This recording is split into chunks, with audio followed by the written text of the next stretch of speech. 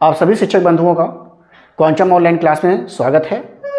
ऐसे शिक्षक बंधु जो इस चैनल पर नए हैं उस चैनल को सब्सक्राइब कर लें तथा साथ ही साथ अगर आपको वीडियो पसंद आता है तो आप लाइक भी ज़रूर करें।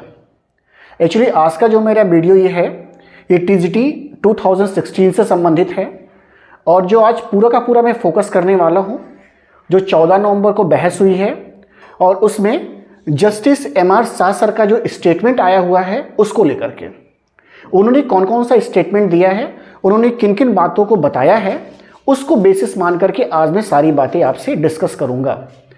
हम उनकी बातों को देख करके अंदाज़ा लगाने की कोशिश करेंगे वो क्या कह रहे हैं और एक्चुअल में जजमेंट में है क्या, कौन कौन सी बातें जो हैं जजमेंट में अब बहुत ही कुछ क्लियर हो गई हैं। ये सारी बातें हम जो करेंगे वो इसका एक ही बेसिस होगा, जस्टिस एमआर शाह सर का स्टेटमेंट। मैं एक एक करके स्टेटमेंट उनके लिखूंगा, जो जो स्टेटमेंट उन्होंने 14 नवंबर की हियरिंग में दिया हुआ है उससे आपको बहुत कुछ क्लियर होगा और साथ ही साथ कुछ मेरे सुझाव भी होंगे जिन पर अमल अगर हम करेंगे तो 28 नवंबर को आपका बहुत ही अच्छा आपके फेवर में जजमेंट आ सकता है। तो एक एक करके हम स्टार्ट करने वाले हैं। जब भी बहस हो रही थी 14 नवंबर का, तो एमआर शाह सर ने जो स्टेटमेंट एक दिया हुआ है, वो स्टेटमेंट क्या दिया हुआ है वो उन्होंने खुद बोला है what be wanted in this date entire merit list correct with respect to all the candidates. इस स्टेटमेंट से ये बहुत ही कुछ क्लियर हो गया है कि आपको जो एंटायर मेरिट लिस्ट अपडेट करनी है, रिवाइज करनी है, उसमें जो होंगे सभी कैंडिडेट्स को आपको लेने होंगे। सभी कैंडिडेट्स का मतलब है शेड्यूल एरिया के भी कैंडिडेट्स को लेना होगा और नॉन शेड्यूल एरिया के कैंडिडेट्स को भी लेना होगा। यानी दोनों को क्या करना है, सफल करके मिक्स करके क्या करना है, एक रिवाइज्ड मेरिट लिस्ट बनानी है। तो ये पहला स्टेटमेंट है जिससे हमारा क्लियर हो रहा है कि वो क्या करना चाह रहे हैं और क्या कहना चाह रहे हैं। तो इसमें एक स्टेटमेंट से ये बातें क्लियर हैं कि जो रिवाइज्ड मेरिट लिस्ट बनानी है वो शेड्यूल एंड नॉन शेड्यूल दोनों के कैंडिडेट्स को ले करके बनानी है। एक और स्टेटमेंट इनका आया हुआ है जो बहुत ही प्रमुख स्टेटमेंट है इनका। सर ने जो सुनवाई के दौरान बोला था वो जो दूसरा स्टेटमेंट है मैं उसको भी लिखने जा रहा हूं कि दूसरा स्टेटमेंट उन्होंने क्या दिया हुआ है। दूसरा स्टेटमेंट देखिए उन्होंने क्या दिया हुआ है, मैं इसको लिख दे रहा हूं। उन्होंने एग्जाम्पल देकर समझाने का प्रयास किया है। क्या एग्जाम्पल देने का समझाने का प्रयास किया है, उन्होंने बोला है एमआर शाह सर ने कहा suppose 100 post are there. Example लेके समझाने का प्रयास इन्होंने किया है कि सपोज कर लीजिए अगर 100 पोस्ट हैं किसी भी सब्जेक्ट में, अगर सपोज 100 पोस्ट आर देयर, फिर बार बार वो करेक्ट भी बोल रहे थे, करेक्ट। ऐसा मैं पूरी लाइन लिख रहा हूं जिससे कि आपको समझ में आए कि ये स्टेटमेंट दिया गया है या नहीं दिया गया है, आप उसको देख भी सकते हैं। और फिर उन्होंने कहा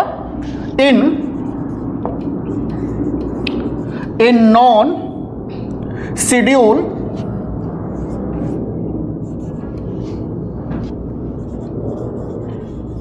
and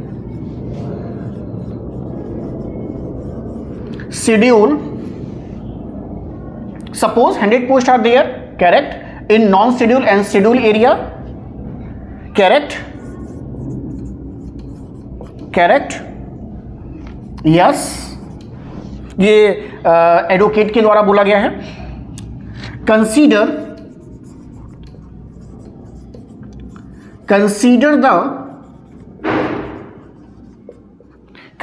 the merit of all the 100, then फिर उन्होंने बोला करेक्ट। ऐसा consider the merit of all the 100, correct.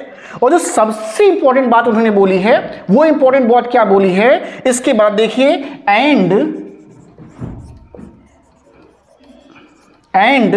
There after, अभी इसका टर्निंग पॉइंट है, and thereafter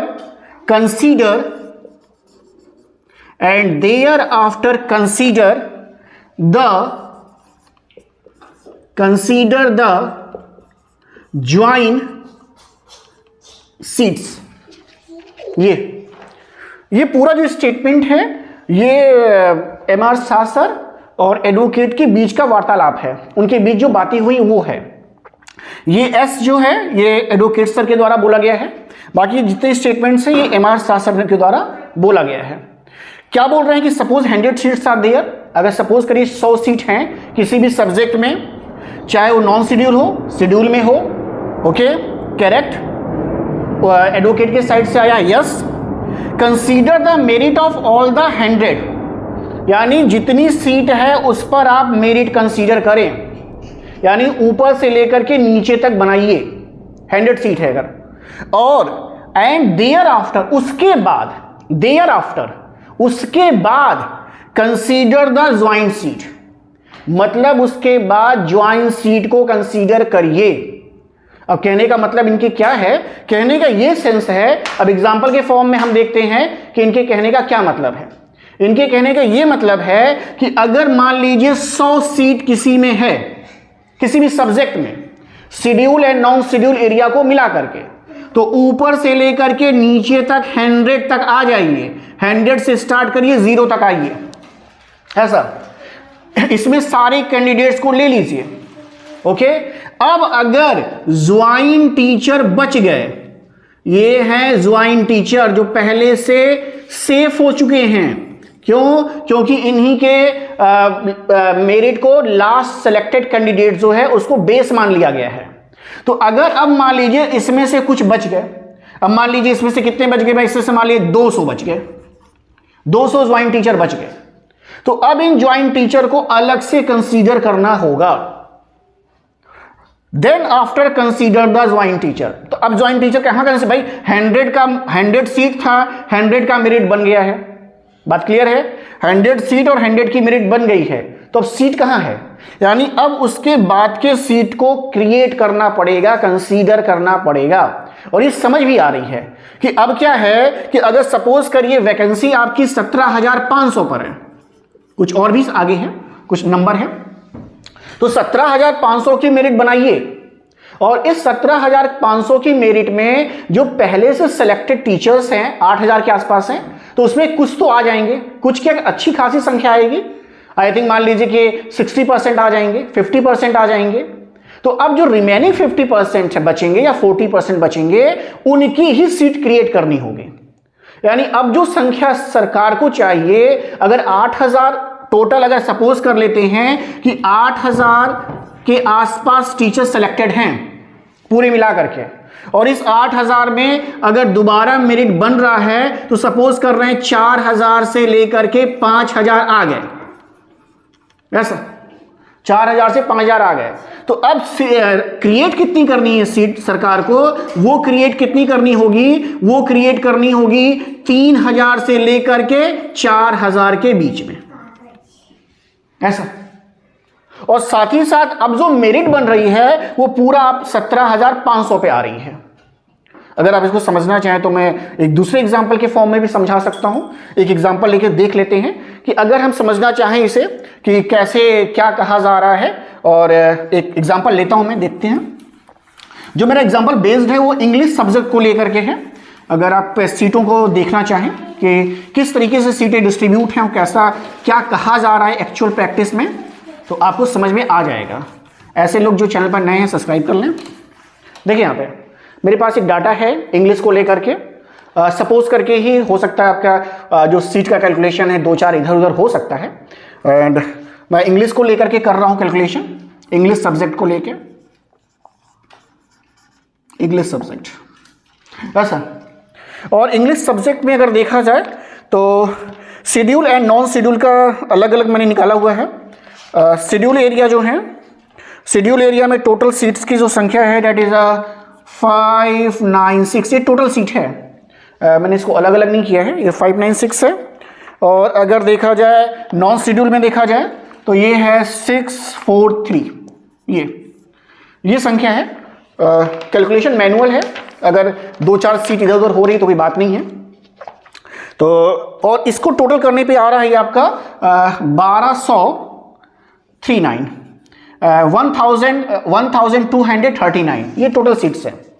और अगर आप इन टोटल सीट्स को डिवाइड कर रहे हैं ऐसा इन सीट्स को आप डिवाइड कर ले रहे हैं, तो लगभग जो है जर्नल के हिस्से में आ रही है लगभग 630 सीट के आसपास।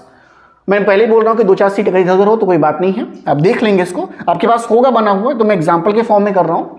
और एसटी कैंडिडेट्स, उनके हिस्से में आ रही है लगभग 299 सीट्स आ रही हैं, ये दोनों सब मिला करके। एससी कैंडिडेट्स जो हैं इनको मिला करके आ रही है 147 सीट्स आ रही हैं। और बीसी की 2 कैटेगरीज हैं, that is a BC1 and BC2, BC1 and BC2, ऐसे 2 कैटेगरीज हैं। और इन 2 कैटेगरीज में भी सीटें जो हैं वो एक में 99 है और एक में कुछ 31 ऐसा। ये कैलकुलेशन जो है अपना है कि इस तरीके से कुछ आ रहा है।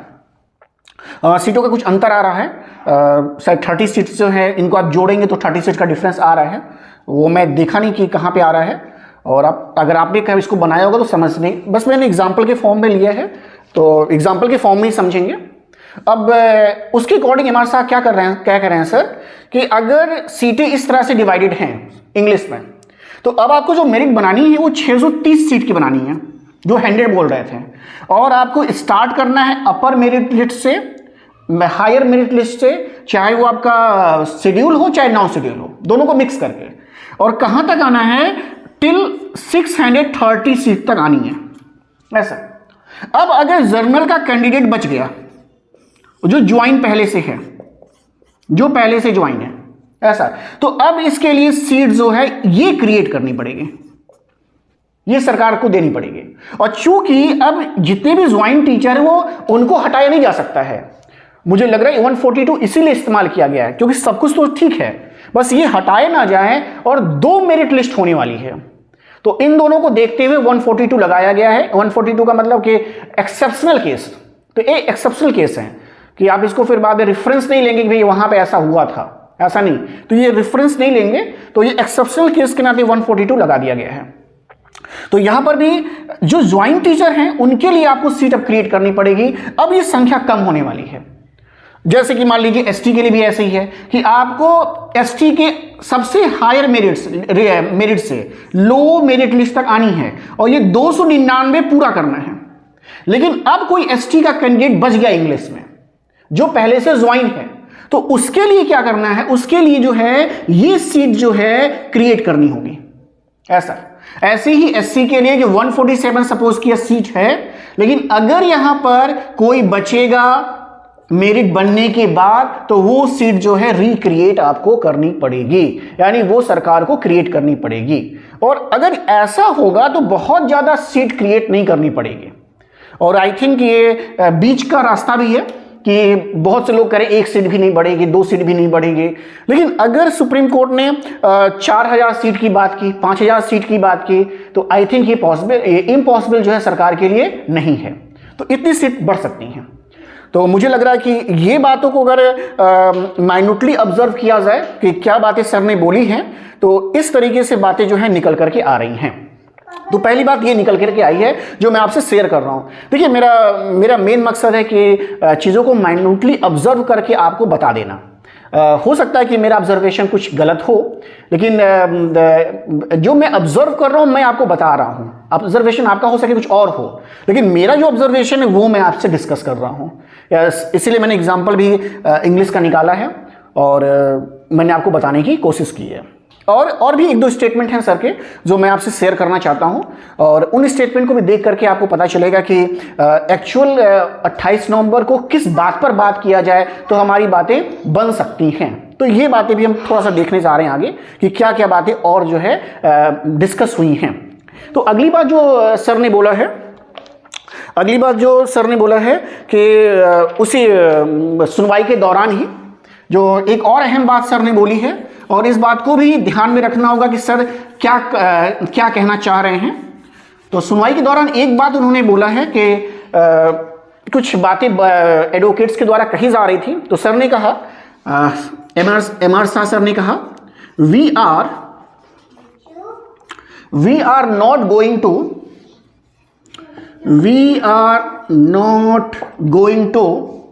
रीओपन एनीथिंग,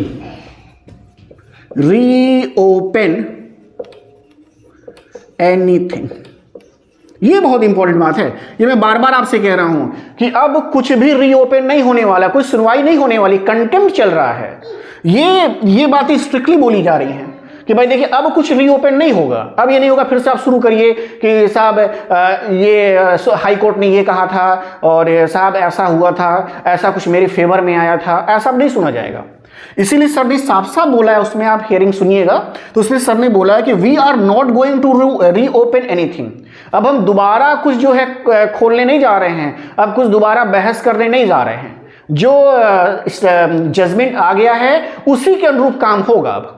तो ये भी एक अहम बात है इसमें कि क्या जो है इन्होंने कहा है। तो एक स्टेटमेंट ये भी जो है यहां से इंपॉर्टेंट है। कुछ और बातें हैं जो मैं आपके साथ शेयर करने जा रहा हूं, तो अभी मैं इसको हटा करके शेयर कर रहा हूं। 1 मिनट।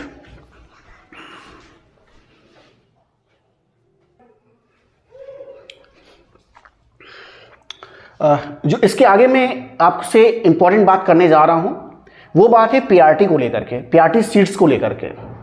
एक्चुअल में सरकार ने इन 6 विषयों में पीआरटी दे रखा है कि उसे जो है डायरेक्ट रिक्रूटमेंट में शामिल कर लिया जाए, यानी सीधी भर्ती में शामिल कर लिया जाए।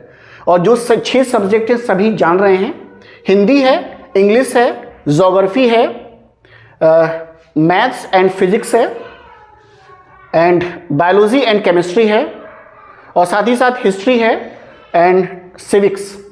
इसको मिलाकर के 6 सब्जेक्ट हैं।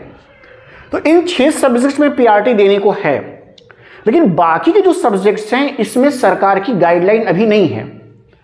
तो मेरा सभी से रिक्वेस्ट है जो इससे जुड़े हुए हैं कि एटलीस्ट अभी जो 28 को सुनवाई होनी है उसमें अपने एडवोकेट के माध्यम से सभी सब्जेक्ट की पीआरटी सीट शामिल करवा लीजिए। अदरवाइज इस बात को नोट करके रखें कि आपको फिर दोबारा जाना पड़ जाएगा। सरकार कहेगी हमने 6 के लिए निकाला था, हम 6 के लिए देंगे, तो बाकी के जो सब्जेक्ट्स हैं उनका क्या होगा। तो जब भी अब देखिए 28 तारीख में अब पॉइंट टू पॉइंट रहिए, अपनी बातें जो हैं उसको उन तक पहुंचाइए। 2 बात एकदम ध्यान रखिए 28 में, इन 2 बातों पर अगर आप काम करेंगे तो निश्चित रूप से सफलता मिल जाएगी। पहली बात कि सभी सब्जेक्ट में पीआरटी करवा लीजिए, यानी डायरेक्ट इनडायरेक्ट का कोई चक्कर ना हो। जैसा सर ने बोला, सर ने खुद स्टेटमेंट दिया कि 100 सीटें 100 की मेरिट बने, लेकिन ये तभी होगा जब लिख करके आ जाएगा। अदरवाइज सरकार नहीं मानेगी। कहां दिए लिखा हुआ था कि पीआरटी भी देना है, तब आप क्या करेंगे? वो कहेगा 6 में लिख करके आया है, 6 में हमने डिसाइड किया हुआ था, हम 6 का देंगे। तो फिर आप दौड़ के जाएंगे कि साहब देखिए 6 में दे दिया और फिर जो है और में नहीं दे रहे हैं, यानी फिर 1 से 1.5 साल और चल जाएगा ऐसे। तो जो 28 तारीख को है उसमें 2 चीजें जरूर कराइए। एक, पीआरटी जो है सभी सब्जेक्ट में लेना है, A to Z जितने सब्जेक्ट हैं सभी में जो सीट खाली है उस सीट को डायरेक्ट रिक्रूटमेंट से ले लीजिए, अपने एडवोकेट के माध्यम से ये बात जरूर कराइए। और दूसरी बात, टाइम लिमिट। टाइम लिमिट इसमें एक अहम मुद्दा है। लिखवाइए कि भाई 2 महीना, 3 महीना, 4 महीना में कंप्लीट कराइए और कोर्ट को सूचित किया जाए अपने माध्यम से, अपने जो भी आपके एडवोकेट हैं उनके माध्यम से। अदरवाइज डिले प्रोसेस है। बताइए सरकार को कि 2 तारीख का जो आपका जजमेंट आया था, 2 महीना स्टडी किया गया और तब जाके प्रोसेस शुरू हुआ है, और पता नहीं प्रोसेस शुरू भी हुआ है कि कंटेम्प्ट के डर से शुरू हुआ है। तो ये बातें आप जब बताएंगे तब ना कोर्ट देखेगा हाँ भाई सही बात है कि अगस्त का दिया हुआ था और देखिए नवंबर आ गया है, और ये वेरिफिकेशन पे वेरिफिकेशन कराते जाएंगे। तो टाइम लिमिट लीजिए, कहने से नहीं चलेगा कि 2 महीना हो गया है। एडवोकेट के माध्यम से बोल करके उसको लीजिए। और ये पीआरटी बहुत जरूरी है। पीआरटी की सीट देखिए नहीं तो खाली हो जाएगी। मैंने कुछ डाटा कलेक्ट किया है कि देखिए डाटा कलेक्ट कर रहे हैं 6 सब्जेक्ट का तो ठीक है, लेकिन देखिए मैंने केवल 4 सब्जेक्ट का देखा कि भाई 4 सब्जेक्ट में देखिए पीआरटी से कितना फायदा होने वाला है अगर पीआरटी सीट आप में ऐड हो गई तो, और नहीं होगा तो फिर इन्हीं सीट्स के लिए आपको फिर जाना पड़ेगा। देखिए एक सीट के लिए लोग गए हुए हैं कि सर 1 सीट हमको मिल जाए, और यहां देखिएगा सीट कितनी ज्यादा है। हम देख रहे थे संस्कृत में अगर देखेंगे तो आपका जो शेड्यूल्ड डिस्ट्रिक्ट्स हैं उनमें 177 सीट है, और जो नॉन शेड्यूल है उसमें 195 सीट है। ये मैं पीआरटी की बात कर रहा हूं कि इतनी सीट संस्कृत में है, यानी टोटल जो सीट्स है वो 372 जो है ये पीआरटी की सीट है। हम मान रहे हैं कि भाई 50% में ठीक है भाई, चलो मैक्सिमम भाई 50% टीचर होंगे, 60% होंगे, तब पर भी तो आपको यहां से सीट अच्छी मिल जाएगी। 200 पीआरटी के टीचर्स थे, उनका हो चुका है, तब पर भी आपको कितना मिल जाएगा भाई, 172 यहां से मिलेगा। फायदा होगा कि नहीं होगा? यानी 172 जो है कैंडिडेट्स का सिलेक्शन संस्कृत में एडिशनल होगा। ऐसे ही अर्थशास्त्र में देखिए कितनी सीट्स हैं पीआरटी की, 188 सीट। ये किस एरिया की है? शेड्यूल की है। और जो नॉन शेड्यूल का एरिया है उसमें 193 है, यानी टोटल दोनों का सम कर लीजिए तो ये 381 सीट है।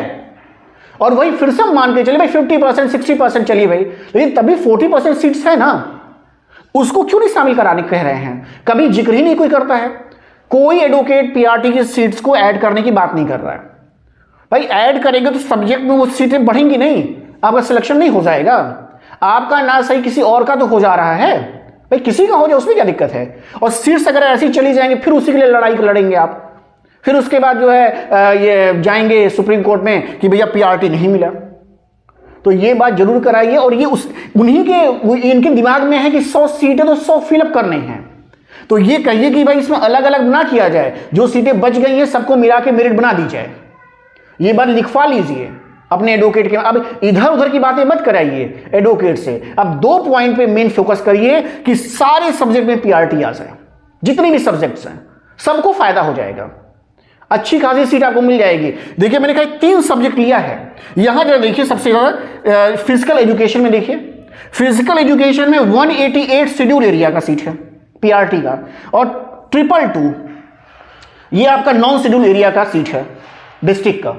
इन दोनों का सम 410 है। इस 410 में हम कह रहे हैं ठीक है भाई, हमने इसको जज नहीं किया कितना सीट ये है, हम बहुत मान रहे भाई 300, चलो भाई पीआरटी ले लिया, 300 टीचर्स हैं इसमें। अरे भाई तब भी 110 मिलेगा, 110 तो मिल रहा है, 110 सीट कम थोड़ी है। मैं बार बार करूं, 1 सीट के लिए लोग गए हुए हैं, 110 सीट का फायदा हो जाएगा। मैंने गृह विज्ञान जिसमें वैकेंसी कम थी, मैंने इसको भी देखा कि भाई अगर गृह विज्ञान जैसे सब्जेक्ट में, यानी इसमें अगर आप देखा जाए तो इसमें भी 122 सीट बच रही है, मतलब हो रही है पीआरटी की। तो ऐसे मैंने 4 सब्जेक्ट की बस एनालिसिस किया कि भाई 4 सब्जेक्ट में देखा जाए पीआरटी की सीट कितनी है। तो अगर इतनी सीट पीआरटी की है और अगर इतनी सीट में 50% भी है, ठीक है भाई 50% पे हैं लोग, 60% पे हैं, कुछ तो मिल जाएगा, कुछ तो आपका बेनिफिट हो जाएगा। मेरा पूरा फोकस रहता है कि आप ज़्यादा से ज़्यादा बेनिफिट में रहें। अब इस सुनवाई की आखिरी दौर चल रहा है, इसमें अगर आप कुछ नहीं कर पाएंगे तो फिर से नए सिरे से सब कुछ हो जाएगा। तो इसलिए मैं जो वीडियो बना रहा हूँ मेनली इसी में फोकस कर रहा हूँ कि आप जो है 28 तारीख को पूरा विजिलेंट रहिए, देखिए, सजग रहिए कि अगर इस मोड़ पे जा रहा है, इस तरह जा रहा है, तो आप क्या करेंगे उस समय। तो मेरा सजेशन आपके लिए बहुत ही सिंपल सा है कि 2 पे फोकस करें, 2 के अलावा इधर उधर मत बात करिए। इन 2 पे फोकस करेगा, सभी कोई 2 पे फोकस करेगा तो मिल जाएगा दोनों। तो अगर सरकार अब सीट भी कम कह रही है तो हमको नहीं लग रहा सरकार को बहुत ज़्यादा सीट बढ़ानी पड़ रही है, 4 से 5,000 सीट बढ़ानी पड़ रही है। तो आई थिंक ये जो MR शाह सर ने जो दिमाग लगाया है वो ठीक है, इस पर दोनों लोग एग्री हो जाएंगे। आपको भी पूरी सीट्स मिल जा रही हैं और साथ ही साथ जो है सरकार को भी बहुत ज़्यादा इस पे काम नहीं करना पड़ेगा। लेकिन 2 चीज़ें बहुत फोकस करिएगा। मैं रिक्वेस्ट आप लोगों से कर रहा हूँ कि इन 2 पे करेंगे। अगर चूक गए इस बार 28 तारीख को तो फिर थोड़ा सा दिक्कत आएगी। लिखवा लीजिए, मन में मत रखिए कि हाँ सरकार देगी, हाँ सरकार देगी। अगर सरकार को देना होता तो आप 6 साल से ऐसे नहीं भटकते। तो सरकार पर में सब लिखवा लीजिए, एडवोकेट के माध्यम से कहिए भाई इस हियरिंग का पैसा हम इसीलिए दे रहे हैं सर, कि लास्ट हियरिंग अगर है तो इसमें ये 2 हमारा काम करा दीजिए कि सारे सब्जेक्ट। अब देखिए इसमें डिवाइड होके मत रहिए, डिवाइड होके रहेंगे, आप अपनी बात कह रहे हैं, आप अपनी बात कर रहे हैं, तो फिर दिक्कत आएगी। एक ही मुद्दे पे आ जाइए कि भैया पीआरटी की सीट सब सब्जेक्ट में मिल जाए। अब ये नहीं हम संस्कृत के हैं तो हम ये मान लीजिए इंग्लिश के हैं तो हम संस्कृत का भला क्यों करें। अरे भाई अब भला वाला नहीं, सबके लिए बात कर दीजिए ना एक बार। हर बार आप लोगों ने अपना अपना सोचा, एक बार आइए एक जगह पे कि भाई सबके लिए बात कर दीजिए एक बार, और देखिए सबके लिए बात अगर हो जाएगी तो सभी का कल्याण हो जाएगा, ज़्यादा से ज़्यादा लोगों का हो जाएगा। तो सभी से रिक्वेस्ट है कि 2 बातों का ध्यान रखें, पीआरटी का सीट सब में ले लीजिए और साथ ही साथ जो है टाइम लिमिट करवा लीजिए। कुछ स्टेटमेंट जो एमआर शाह सर ने दिया था उसी के आधार पर मैंने अपनी सारी बातें रखी हुई हैं। अगर आपको कहीं भी कुछ करेक्शन लग रहा है तो मैंने पहले भी बोला ये मेरा ओपिनियन है, ये मेरा अपना का एनालिसिस है। कुछ आपको अलग लग रहा है तो ठीक है, वो आपका हो सकता है, मैं इसे डिनाई नहीं कर रहा हूँ कि ऐसा नहीं हो सकता है, लेकिन जो मुझे बताना था मैंने आपको बताया। आई होप आपको पसंद आया होगा, और अगर आपको पसंद आ रहा है तो प्लीज़ लाइक करें, और अगर फिर कुछ मुझे बातें समझ में आएंगी इसके रिगार्डिंग तो मैं आपसे ज़रूर शेयर करूँगा। तब तक के लिए धन्यवाद।